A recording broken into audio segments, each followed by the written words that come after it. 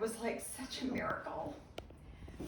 And then to get this amazing bonus that came with him, Vicky, was just, I mean, you all know her, have known her longer than we have.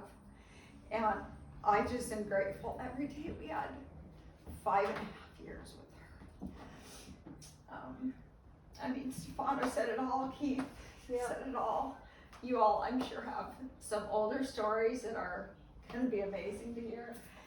But she was just one of a kind. I just feel super grateful that we got to have her in our lives for that long. So anyway, what a woman.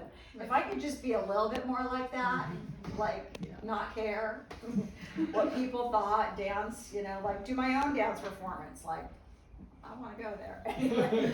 Yeah, absolutely. Yeah, I echo everything that you just said. We got 5.5 years with her, and it was so much more than we could have ever expected. To have Steffi and then to get her as well, it was such a total gift. 5.5 more years than we could have expected, and the good days, you know, the good years. So amazing. Every time the phone would ring and she would be there. Such a gift. What more can you say? She was a role model. She was an independent woman. Just everything that we can expect as women, you know, to have in our lives. And we're just so blessed that you gave her to us. Thank you. Absolutely. Thank you. So, she was amazing. Yeah. Amazing woman. So thanks for looking, like you were looking. Yeah, thank you for looking. We didn't have much to go on, but you were looking. I logged on to Ancestry yesterday and it was like, he got on here in 2008. Yeah. Like you were way ahead of the game. You were way ahead of us, and it was just such a gift that you were waiting for us when we didn't even know how to look for you. Well, thank you for finding. Yeah. So how can we echo everything that you said, everything that you said? She was such a wonderful person, and it's just so devastating that she's gone. So. And I have to echo what he said about her being a praying woman. Yeah. She prayed for some family for Steffi, but you got a bunch of siblings and like 25 nieces and nephews And great nieces and nephews. Anyway, he was like, the first year is like, who's just friending me on Facebook right now? Because I don't like, is this a relative? Is this another relative? It's like, that's a distant cousin. Anyway. So enough from us. Thank you.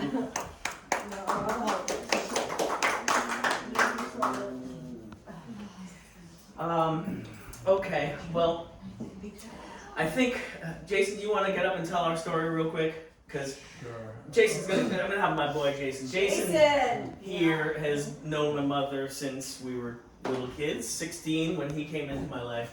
And we have this one wonderful story. You want to sit? I'm not going to sit. Yeah, I got to sit. Okay. We have this one story that we were, can you see it okay? So Jason and I used to be, we played music together since we were 16, but we had a band together and we always used to rehearse in our basement. And I mean, you can imagine a loud band playing in the basement, but she would always be upstairs in her room watching TV. And I'm like, it's not too loud for you? She's like, no, it'd be fine. So I've always had my bands playing and performing in the band. But as you know, bands don't always get along. And so in college, we were rehearsing, and I don't know, did I quit the band already at that I point? think maybe. I'd actually quit the band, but we were still performing together. It's kind of like Fleetwood Mac. And what do you remember of it? Well, so, I mean, you know, well, I have to start and say a couple of things. First of all, I didn't even know Victoria's name was Victoria until probably 10 years ago. 'Cause I called her mom, you know, I didn't even know she had a name. And, you know, I met Stefano when I knew of Stefano before I moved away and before 16, because we were always riding BMX bikes together, and he always had a really amazing bike. And he was this little dude, and he always was really badass. And I just remember that about you.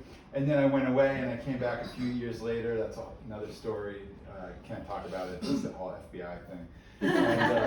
And then we came back and I met you, and we started hanging out and playing music together.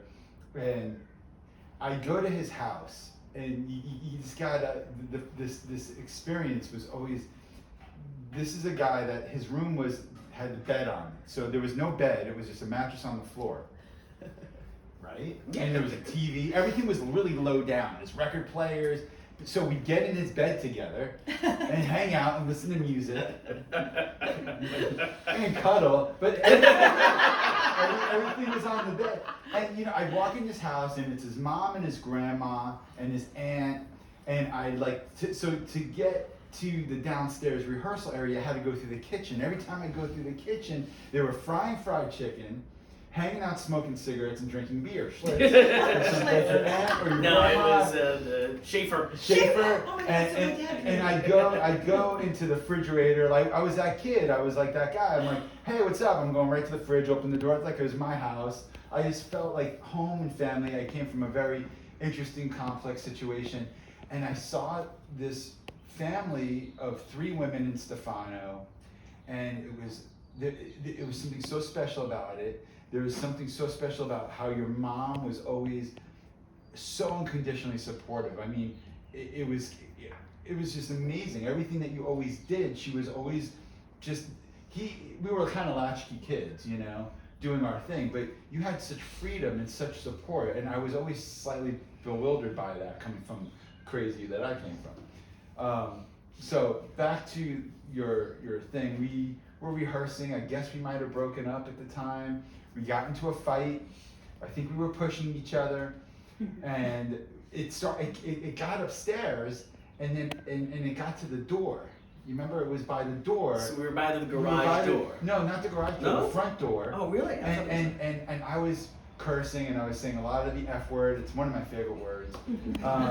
And your mom and we were yelling at each other. We were pushing and shoving, and then your mom just come out of nowhere, and she's like, stop, get the fuck out of my house. You can't say the word fuck. You stop fucking cursing. And I was like, it shut down scared very the quickly. shit out of me. And I got the hell out of the house.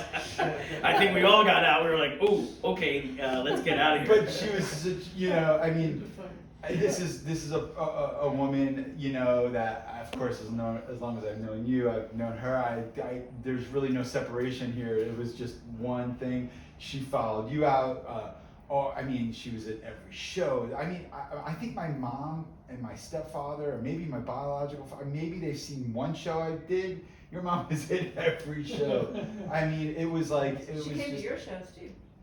Yeah, I guess. I don't remember, it's been so long. But it was just, just how lucky you were to have that kind of love and support. Not many people have that, We might have moms and dads, but, she was always there. And, she'll always still be there. Absolutely. Absolutely. I don't know if I did that No. story any justice. But, It's great. Thank you, everybody, and thank you, everybody online. And I know that some of the sound may have been choppy and things were not maybe perfect online, but I think we are recording. Yes, We have recorded it. I'm going to be putting together a legacy page with the slideshow and hopefully put on the live video. So I will send out an update on that so that if you weren't able to hear everything or hear or see everything that was going on today, you will be able to at a later date or whenever is convenient for you. If you weren't here earlier, we did take a boat out to on the Pacific this morning and spread her ashes per her wishes. And also, once again, if you didn't know, she had donated her body to science. And so they handled everything and then sent me the ashes, and we had a beautiful, beautiful day out on the sea, and saluting and celebrating Victoria. And I love you, Mom. Thank you all.